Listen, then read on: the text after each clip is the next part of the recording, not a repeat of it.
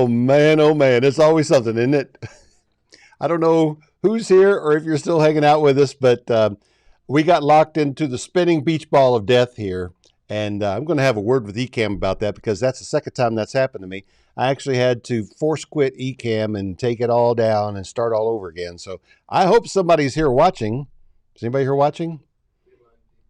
All right, great. We've got some people here, according to Jake over there. Thanks, Jake. And welcome, everybody. All right, let me get my thoughts together here.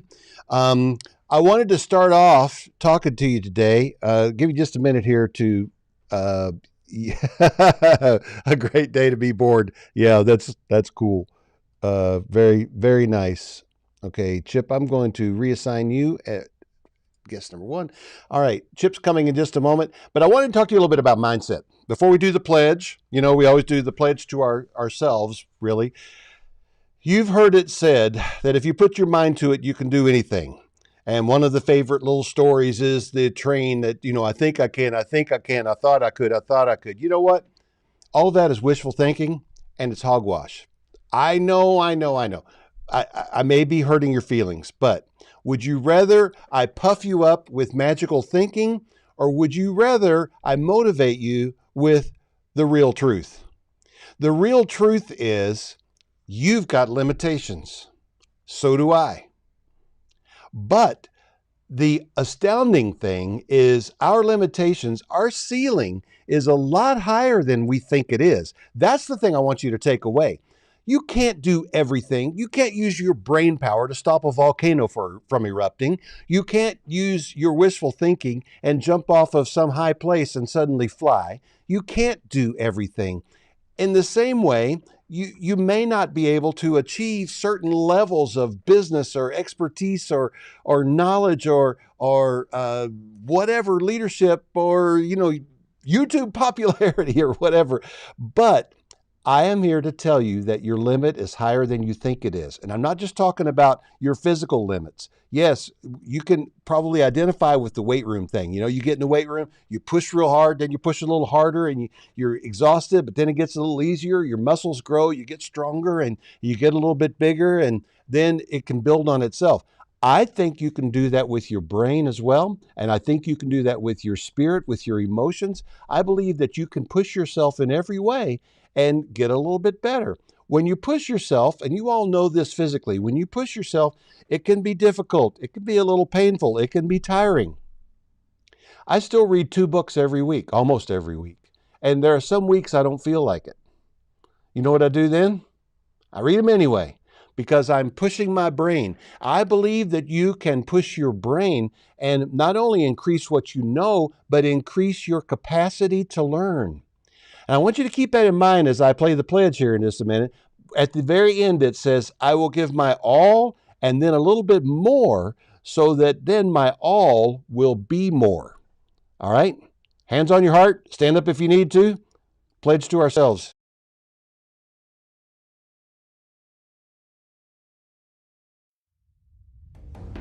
When I look in the mirror, I see the reason, the credit for my successes, the blame for my failures.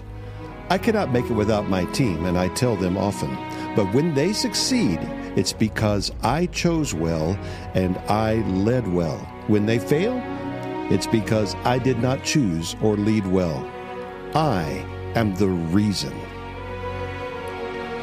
I may have setbacks, but I cannot fail if I don't ever give up. You got circumstances. I got circumstances. We all got circumstances, but you won't find me undermined. My situation will not dictate my emotion.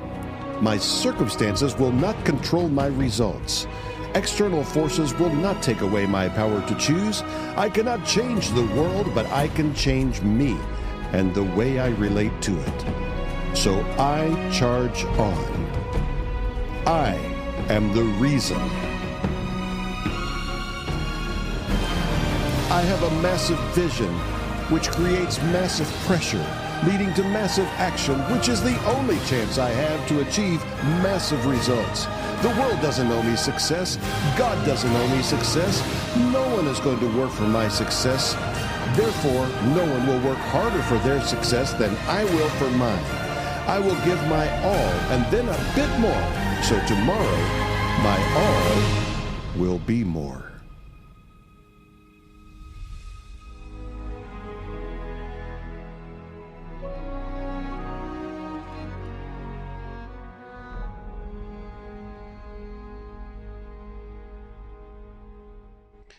All right. Give your all and then a little bit more. So tomorrow, your all will be more. Okay, time for some announcements. I got to click on this box one time, and I did remember to go back to the beginning. This is what we're talking about today, Blissful Cash Flow. Moneeka Sawyer is joining us in just a moment. She is in the green room. She is waiting, and we're going to get to, Moneeka, we're going to get to you in just a minute. Glad to see you here. And that's the topic for today. Tomorrow night, 7:30 Eastern Time, I've got my good friend Benson Juarez coming. You know, one of the top questions I get right now that's coming into me from various sources, you know, the emails, the calls, and all that. People want to know, what can I do to find a deal? It's so hard to find deals. I talked to my realtors in Huntsville. I talked to my realtor in Bruton, Alabama, believe it or not. And even in tiny little towns like this, there's just nothing out there. There's nothing available for sale. It is an historic shortage of housing. How do you find deals? Well, guess what? There's still deals on the MLS. And every time I get Benson on and he does a demo, he will pull up some Atlanta data, and I end up making an offer every single time. And I bet tomorrow night we're going to find something that I'm going to make an offer on. Wherever you are, and wherever you are, tomorrow night, if you're on the call, if you request while we're there, I say call, it's not really a call, just join us here on YouTube or on Facebook. If you tell us where you're from, I'll see if Benson can run a demo in your area. We'll use live data, and so you can see what it's like. This is an amazing platform. It's live MLS data for a real estate investor. And yes, we love it. Okay. Here's a little announcement. If you're in the Atlanta area, and I know a lot of you aren't, but if you're in the Atlanta area and you need some office space, I want you to email me. Just send it to Roger at rogerblankenship.com, okay? The reason is, in this lovely little studio we've got here, my landlord has informed me that he needs the space. His business is growing and he needs the space. I knew this when we moved in last year, that it would be a temporary thing, and we're good friends, so it's all good. But I've got to find another place to go, and I have found a place in Atlanta that is ideal, except for the fact that it's more space than we need. So if you would like to share some office space with the Flipping America guy and you're in the Atlanta area, hit me up. The rates are pretty reasonable considering where this is. This is in a prime location inside the perimeter.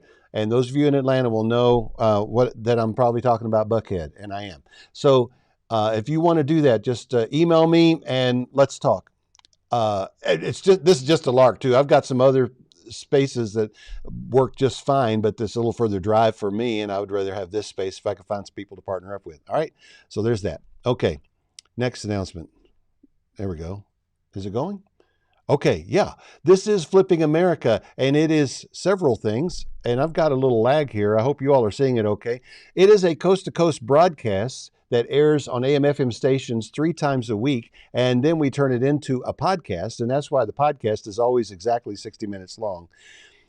It is also this RIA, the Flipping America RIA, which meets every Wednesday at 12:30 Eastern Time and every Thursday at 7:30. The concept on Wednesdays is we've got groups. The Flipping America RIA launched in January 2020, and today we've got 30 groups scattered nationwide with over 10,200 members in our meetup groups, and that's pretty exciting.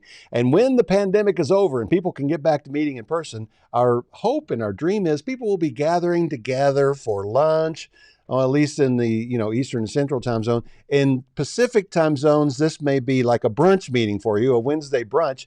And then at the designated time, which is 12:30 Eastern time, we'll come to you from our studios here in Atlanta, Georgia, and we will bring you someone wonderful like Monika or a great content from different investors that are killing it, plus some other things we've got planned and are working on, and I'll say more about later on. That's every Wednesday. And then on Thursday nights, we do another RIA meeting every week with more in-depth content, a presentation, maybe PowerPoint or something like that, from somebody else who's got something to share, something to teach us, something for us to learn. That's the RIA. We also have launched the Flipping America Academy. It's kind of a soft, quiet launch right now, but online courses designed to give you everything that you need for your real estate investing career. And I'll say more about that when we get out of the soft launch phase and do a grand opening. The Buyers Club, you're going to hear a little bit more about the Buyers Club today, so I'm not going to say anything else about it now. And then the trading platform, which is the Flipping America Network, which is scheduled to launch sometime this spring. But right now it's looking like late spring. Every time we get together to error trap, we find a few more errors. And that's just the nature of the beast. It's a complicated platform that we're building, but when it's done, it's going to be awesome. I'm sure you will agree. All right. Now, Monika, you are here. I didn't mean to jump to you. How you doing? Good. How are you? I meant to jump to Chip, and I don't know exactly what I did here. Oh, I know what I did. I hit the wrong button. So Monika, say hey to everybody. Hey, everybody. And I'm going to send you back to the green room for a minute while we talk to one of our sponsors, okay? Yep. All right. Chip, Bay Mountain Capital, Hey, great to see you, man. How you doing? Yeah, good to see you too. All right. Hey, I want to tell everybody that they need to make sure they're on Thursday night because Benson Juarez is great and his software is fantastic. It is. It's a great way for you to find some properties that you wouldn't think would be that you could find anything on the MLS, but you certainly can. And along that same note, I get a lot of people saying they can't find properties anyway, and people are finding them. So what I'm trying to tell you is keep looking. Don't just take the word of everybody out there saying there's nothing available. You look for properties. Right. I'm going to tell you about one right now that we just closed in Savannah, Georgia. So in addition to Atlanta, we lend in Savannah, Columbus, Augusta, and Macon. And then we also have a few places in Tennessee. I'll put all that in the chat, plus the terms. But this one in Savannah, they bought it for $277,500. It didn't need much rehab, so they're only putting $18,200 into the rehab. So that's a total cost of a little bit under $300,000, $295,700. They thought it was going to be worth $410,000, but the appraisal came in at $435,000. So they got a loan amount for the full 100% of the $295,700, and their interest rate is 9.9%. It's a 12-month loan, and actually it's a 6-month loan. Sorry, because since it doesn't need much rehab, and they're planning to keep it as a rental property. So when they finish with the rehab, I'll refinance them into a rental property. So you'll see all that in the chat. I'll put the information in there, more about Bay Mountain and more about what our terms and locations are. All right. Thanks, Chip. Thanks, Roger. Appreciate you, man. Appreciate Bay Mountain Capital. Say hello to Will and Wayne. You in Tennessee today?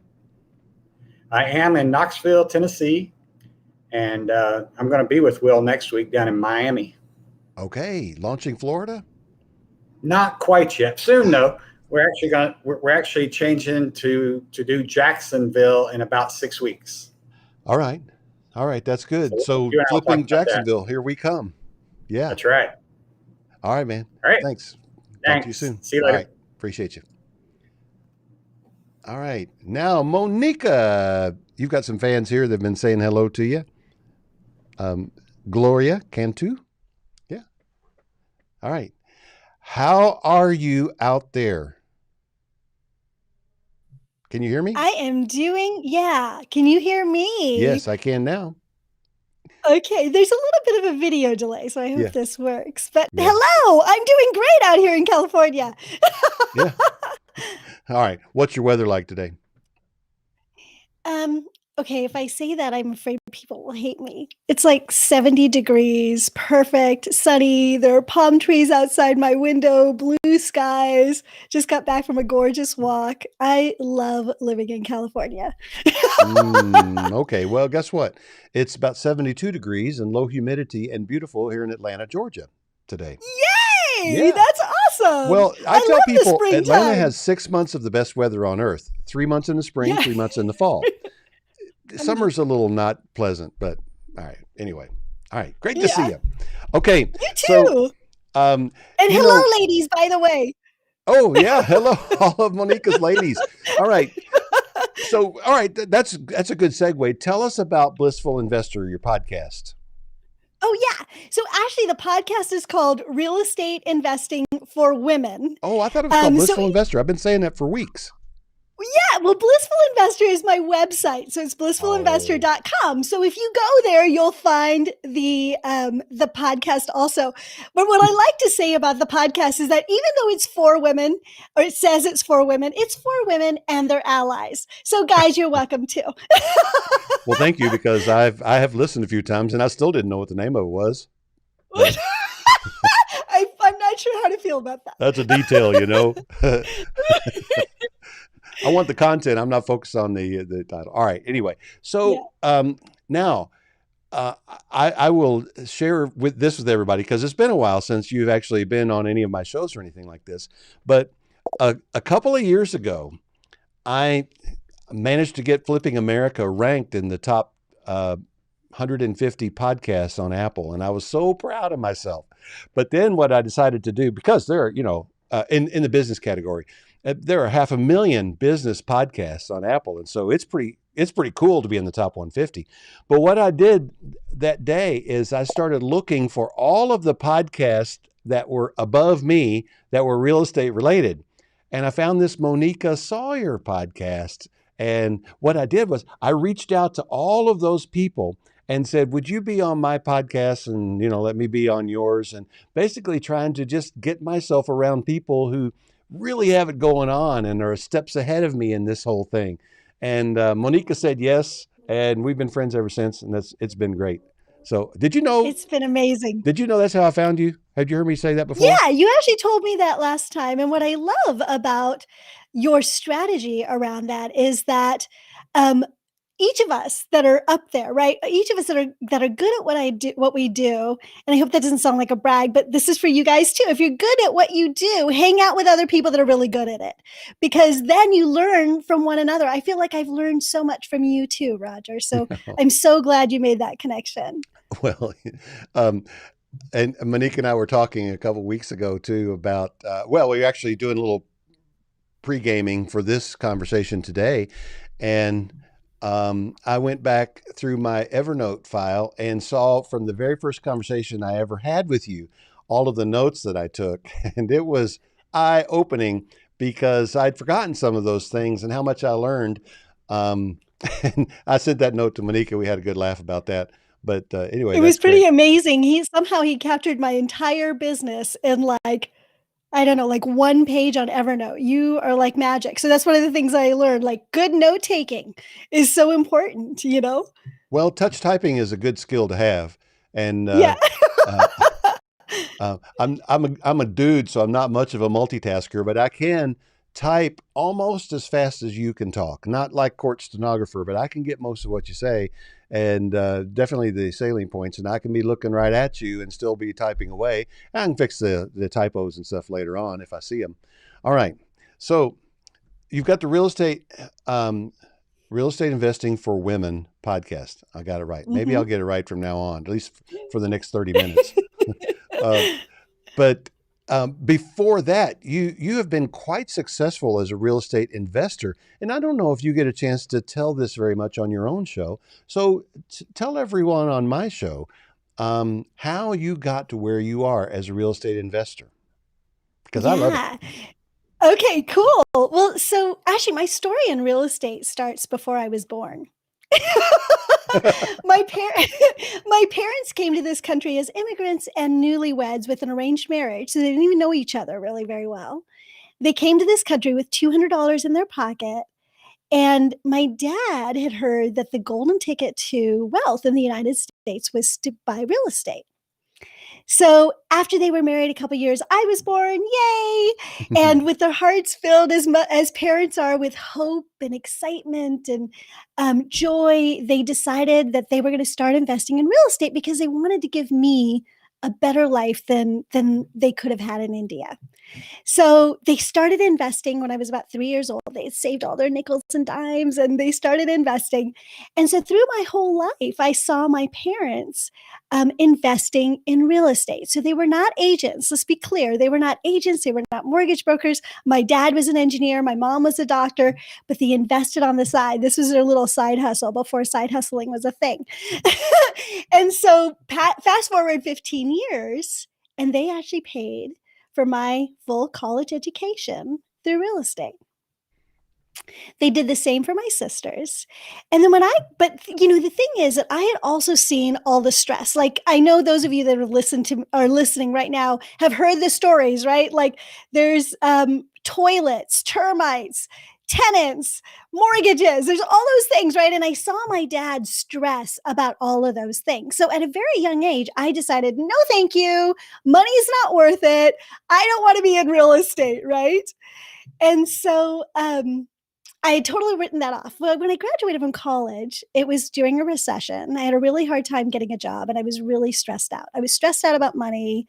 I wasn't sure how I was going to do this adulting thing.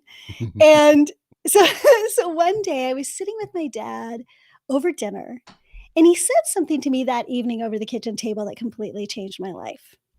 He said, Monika, everybody has fear and everybody has stress. And everybody has money problems. Do you want poor people money problems or do you want rich people money problems? And my first reaction was, rich people have money problems? But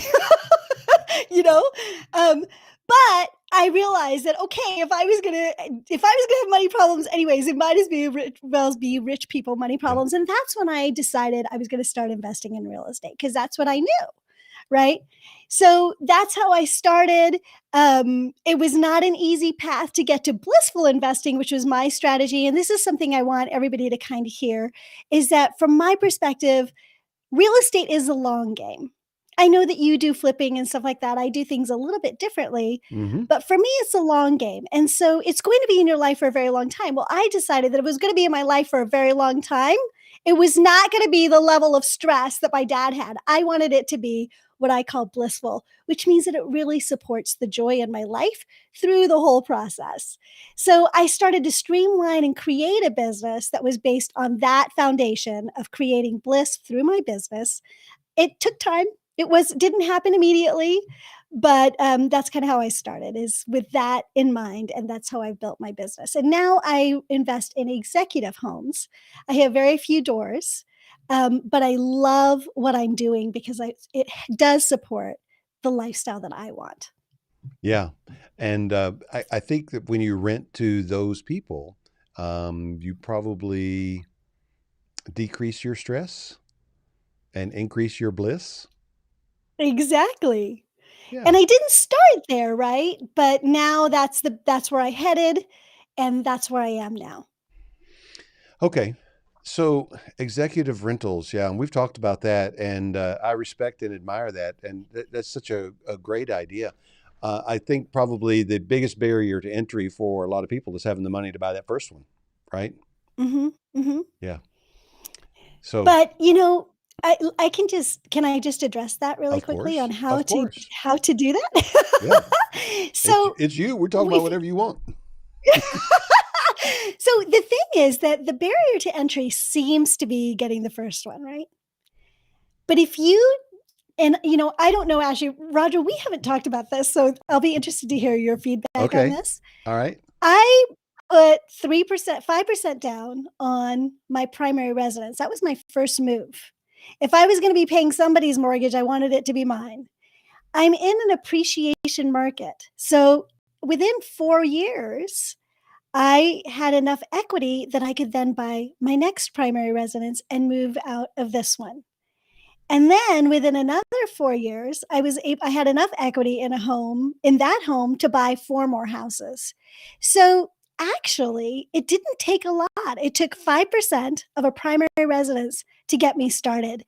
And I will say that over the last 25 years, I've gone from $10,000 to over $5 million. And my entire investment out of pocket has been about $300,000 over that 25 years. So not even all at once.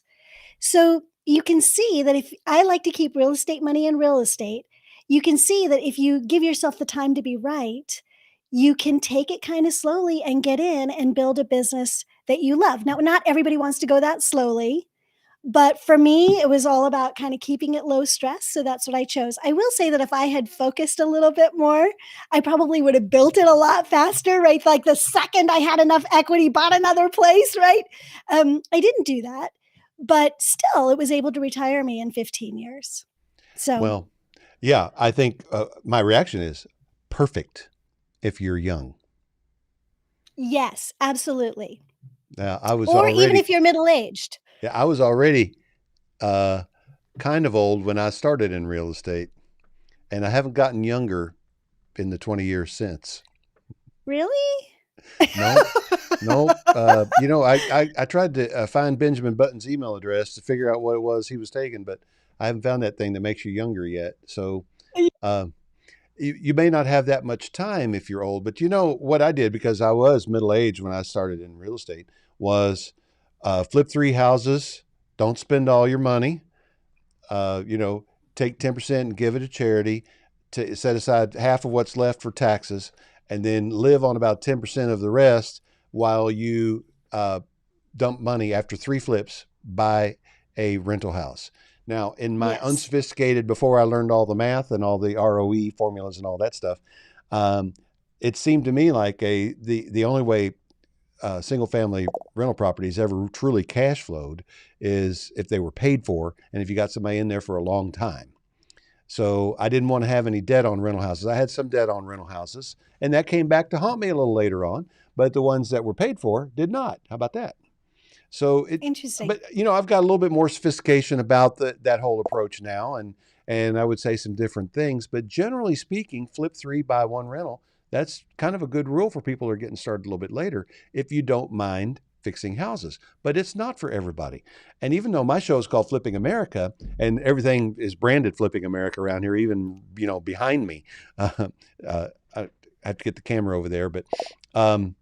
It's all Flipping America, but I say all the time, flipping houses isn't for everyone.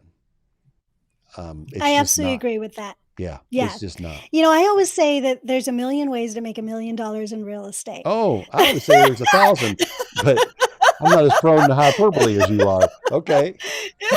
But I think even in flipping, there's so many different ways to flip houses. There are different strategies and different ways. Like you can buy a different product that you then flip.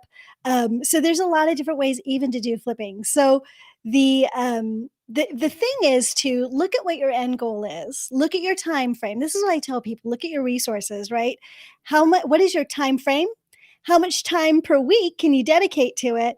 How much money do you have?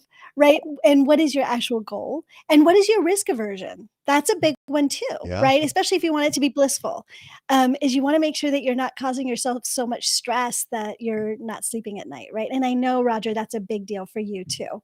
Yes. So, but Yes. when you're starting, will determine sort of how long you've got, and then you need to know what your goal is. If you want to do something like me, but you don't have any money to start, I love what Roger just said.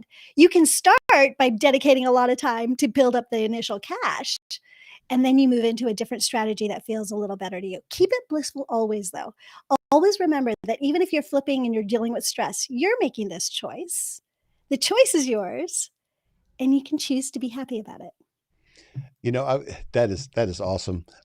You got me distracted talking about risk aversion because I'm actually working on. A, I don't know how important this is going to be, but I'm working on a mathematical equation for risk aversion. I've never seen one before, but I might invent it. I've invented several equations used in the real estate investing business, but the the equation is something like this. First of all, you start with your current age because age has a lot to do with your risk aversion. It should, because we all have a limited amount of time on this earth, right?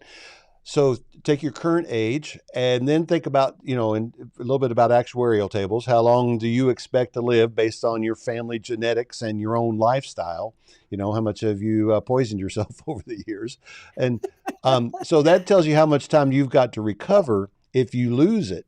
And then think about how quickly you're making money back to replace whatever might be lost. And I think there's some sort of metric in there where you can kind of arrive at how much you can risk. And instead of just high, medium, or low when it comes to risk, you can actually think about how much money you should risk at this stage in your life, given your ability to replace it if you lost it. How about that? Hmm. Wow, that's fascinating. I can't wait to actually see it. Yeah. Leave it to me to nerdify something, make it complicated. Anyway. I'm like, let's talk about bliss. And you're like, let's talk about numbers. Yeah. Yeah.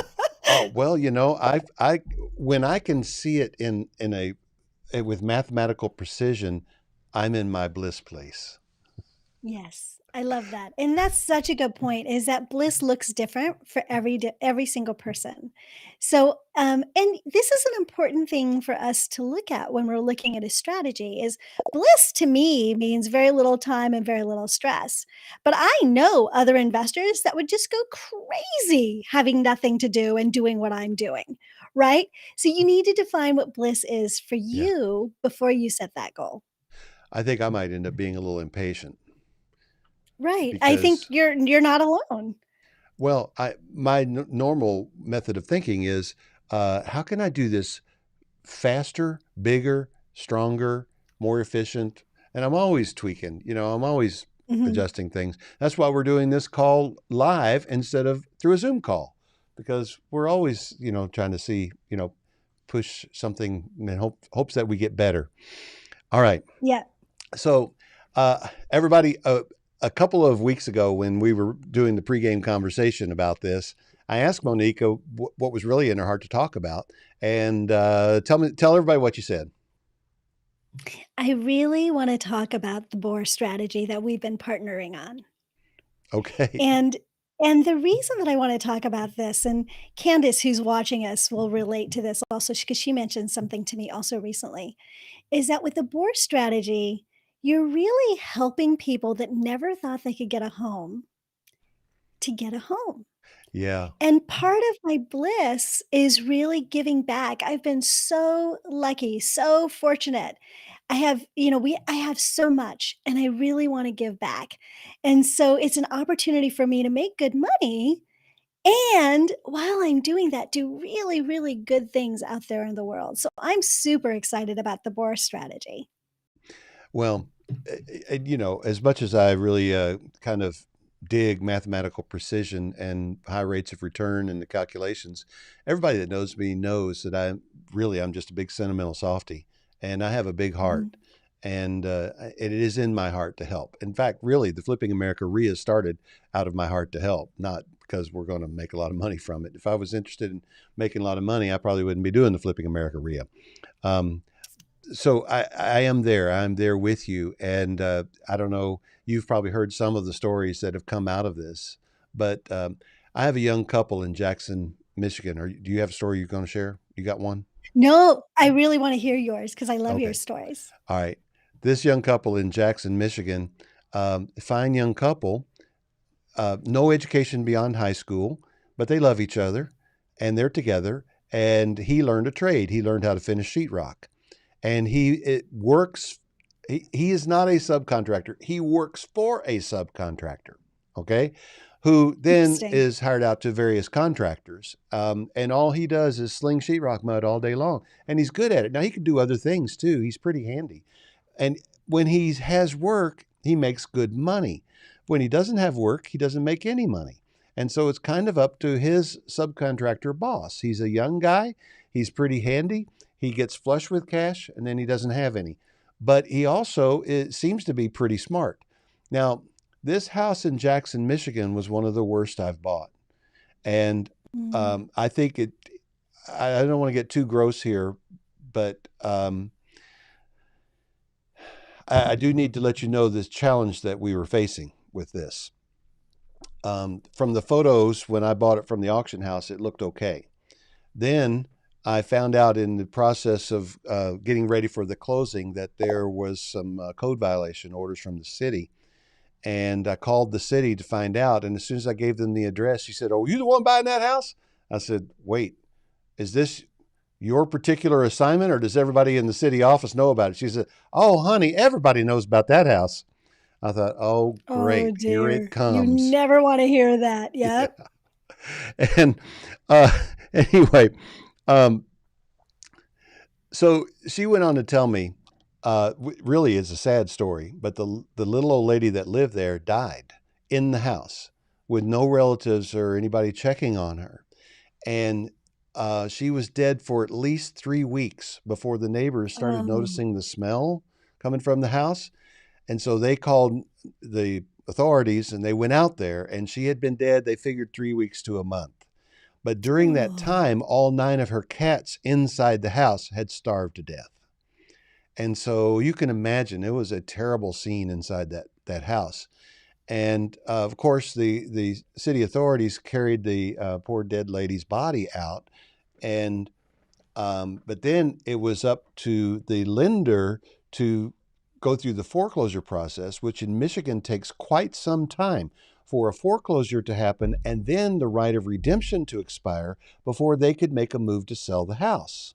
Even though there were no known living relatives and no heirs, um, that house sat for almost a year and nobody removed the dead cats.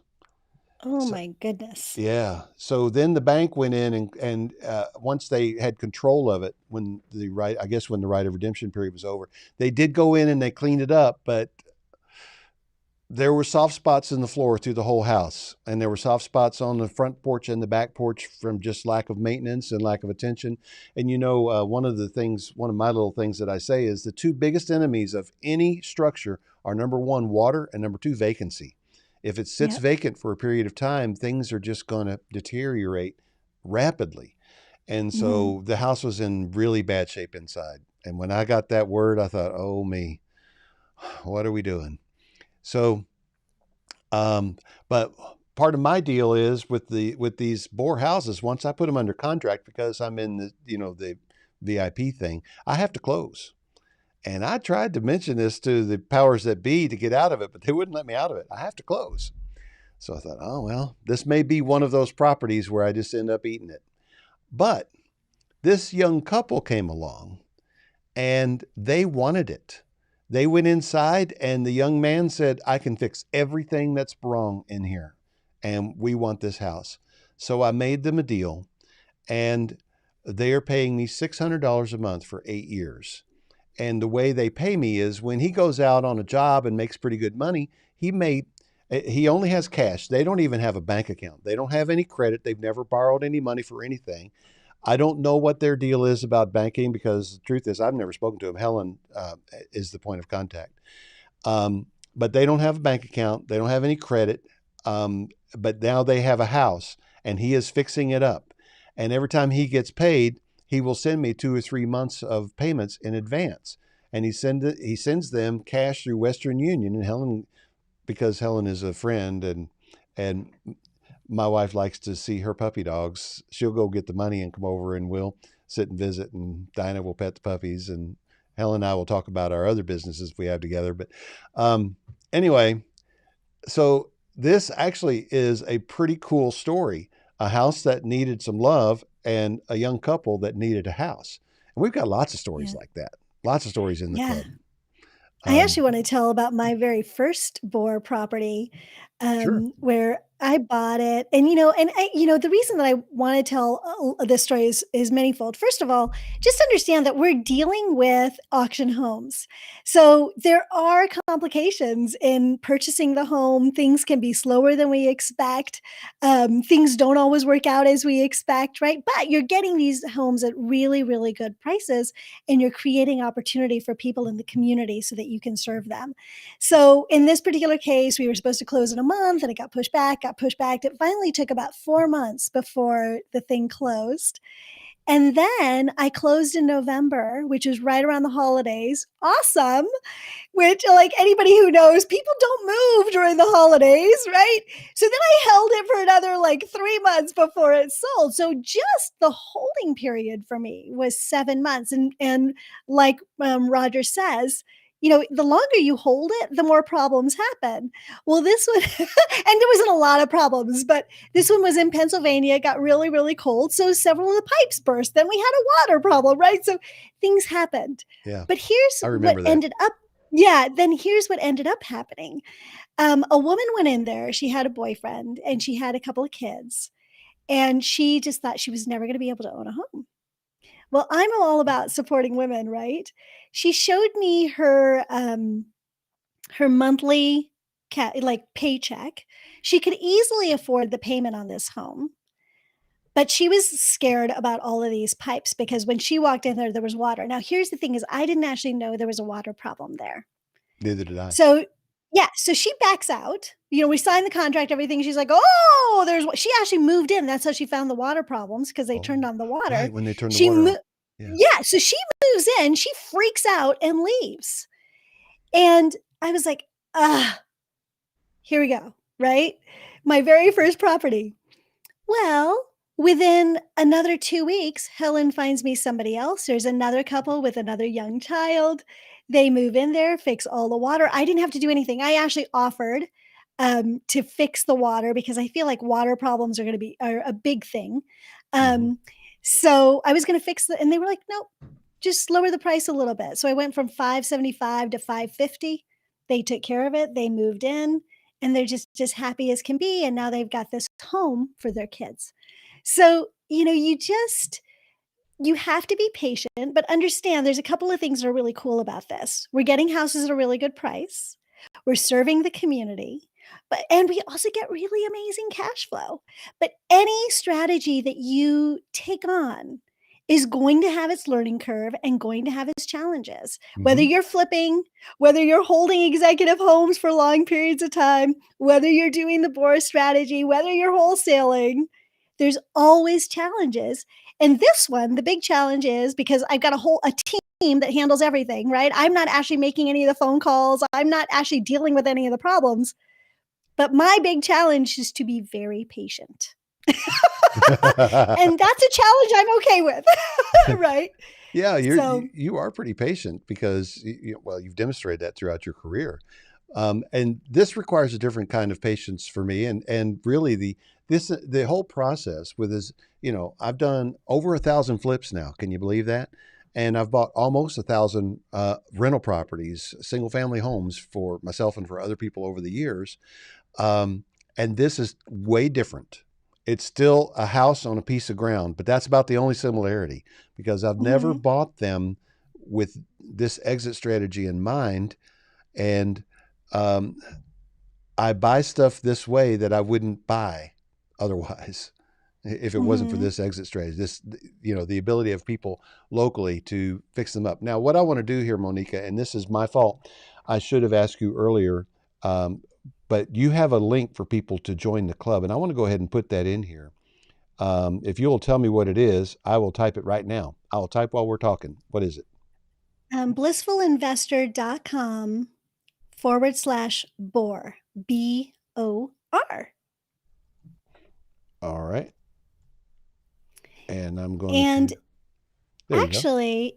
actually, you and I also did a webinar on this where people came on and asked a lot of Yeah. questions. It's actually about 90 minutes. It was really good. Yeah. And I actually don't have that link off the top of my head, but I will send it to you so we can put it in the show notes. And Yeah. that way people can hear much more about this. And I just want to say that I am so inspired to help people to learn this strategy and to support them that if you join with this link, blissfulinvestor.com/BOR, you would get a $500 discount for being on my team, on your very first purchase. Yeah. So I just wanted to put that in there as like kind of an inspiration for people to at least take a look and learn it, you know? Yeah. And I will tell you this, if you don't mind me telling people, this is a link to join the Flipping America Buyers Club, and it Mhm. costs money to join the club. But I'm not so interested in the membership money. In fact, when you buy your first house, I credit that right back to you. What I'm interested in is serious buyers Because if I'm going to go and put a property under contract on behalf of club members, thinking that a club member is going to buy it, I better have some serious buyers out there, or I better have the cash to close. One way or the other, I have to close. And so that's what we're looking for, serious buyers. If now we're getting better at, I'm getting better at life as it goes along. We're getting better at communicating this process. We've got a private Facebook group, and right now I think one of our club members is uploading. I sent you a document to review, and anyway. And I just wanted to just comment right in there. So yeah, it's $1,000 to join, but you get $1,000 back towards your first home from Roger, and you get $500 back from me. Right? So on your first home, you get a $1,500 discount. So if you're paying $15,000 for your first place, that's a 10% discount right up front. Yeah. Right? And that that's a nice way to get started with this strategy. So I just wanted to put that in there. All right. I'm trying to bring that back up. Is it supposed to be 2 L's, or is that right like that? Nope, it's just 1 L. Yeah. Can you see Blissful Investor. I can. Okay. I can. So that's correct like that. All right. We'll just leave it there. Well, I'll leave it on screen there. 2 S's, one. Yeah. All right. Hey, if anybody has any questions, let me move it over here. And if you have questions, put them in the comments, and we'll deal with questions right now. And there is an hour-long webinar that's pretty informational. I give a lot of examples, and I update the webinar every month. Let's see what we got here. We just sold. Oh, Candace, we just sold our first boar house. Signed the papers yesterday. Someone with kids on disability bought it. It took 6 months to sell our boar house. Oh, 6 months. Oh, but Candace, I think that's because you had somebody you had to get out of there, though, right? If you don't mind, Candace, from the time you actually got essentially the squatter out of there until you sold it, how long was that time? That wasn't 6 months, was it? We'll wait. Or put that in the comments, Candace, if you don't mind, because I am curious about that. I can't keep up with what's going on every house, but one of the things we are doing behind the scenes, we have a private Facebook group, and we have just created a frequently asked questions document, and that's getting posted maybe today in the group. Oh, let's see what she say. She said yes. Wait a minute. What does yes mean, Candace? Yes, it took you 6 months after you got the guy out of there? Oh, 2 months. 2 months after you got the guy out of there. Okay. All right. More comments. And actually, yeah. So if people want to look at a webinar with you and me, because there were a ton of really, really good questions. I feel like it's very comprehensive. I just pulled up the URL, and it is all right. blissfulinvestor.com/boar webinar replay. So the first URL we gave you was to actually sign up for the boar membership and to be able to get the additional $500 discount from me. And then if you want to learn more information, do blissfulinvestor.com/boar webinar replay. Did I spell it right there? blissfulinvestor.com/boar webinar replay. You got it. All right. Cool. Exactly. All right. I wanted to make sure people had resources so they could do their research, right? Yes, absolutely. And of course, we're available. Both Monika and I are to answer your questions. But we'll take some questions here if you have them. We've got about 3 more minutes left before we've got to sign out for today. But yeah. So you've got the one in Pennsylvania. You've also got one St. Louis. In St. Louis, yes. Yeah. And I think we just sold that one. And that too also had water problems again, because we're just on the other side of winter. Yeah, we're on the other side of winter. So they had a water problem in the basement. But again, we just had someone that just signed a contract that said, I'll fix it. I had to discount the price a little bit. Again, I think we went down $25. But if you think about that, okay, so over time I paid maybe $2,000 to fix that, but it's money over time. So the value of money goes down over time, but then I just didn't even have to deal with it. And I think what I love about this is that I'm not actually dealing with the properties. You guys handle my team, right? So Roger and Helen and Emily are kind of dealing with the whole process. I get to just pick who I want in those houses. And usually the people that move in deal with any of the issues, right? So it's really, I mean, it's not exactly what I expected, which it never is. Every time you enter a new strategy, it's not exactly what you expected. So I'm not, like I'm not uptight about that. But I'm just loving the results. I'm loving who we're giving homes to. I'm loving the cash flow. Yeah. I've only heard of water problems in 2 bore houses so far. And those are mine. Both of yours. Oh, by the way, in case you're wondering, BOR, BOR, stands for buy with cash, owner finance, repeat. Yes. Very simple. Repeat. Yeah. The only reason we gave it a name is because, I was doing something years ago where I would buy a house, fix it up, I would rehab it, then I would refinance it, then I would rent it out, and then I would whatever the order of all that is. But somebody later on came and called that the BRRRR method. And I thought, well, I should have thought of a name for it. I was doing it a long time ago. So we're calling it the BRRRR method preemptively. All right, let's see. We got, okay. Candace. She wants to know, do you have liability insurance for your properties? I'm working on that right now. So it's because it's my first couple of properties, right? I'm kind of on the learning curve too. So I'm a little delayed on that, but I'm working on that right now as we speak. Yeah. Do you see that comment from Lynn? Thank you, Monika, because you got connected to Roger. I'm buying my first property. That's right. She's getting one in Muncie, Indiana. Nice. Eric Motes is here. Hi, Roger. I'd like to talk more about your club when we get a chance to speak. You both are doing great work. Thanks, Eric. Yeah. I think Eric and I are going to meet somewhere in Atlanta. He said he wanted to do a bourbon and cigar. Maybe we'll find a property to pair it with. That would be really fun. Monika, have you seen one of the property pairing videos yet? I have. You sent me one. I think you sent me your first one. It was really fun. Oh, all right. Well, yeah, we're getting a little bit better at the editing. It's like everything else in my life. Start something and get a little bit better as we go along. Yep. All right. Well, everybody, thank you so much for joining us. Monika, it is delightful to see you. You look beautiful as always, and it's wonderful to talk with you. I'm always inspired. And one of these days, we're actually going to meet in person, right? I can't wait. That'd be really great.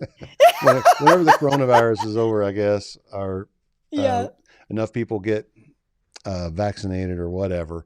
But, or if you're ever flying through Atlanta, on your way.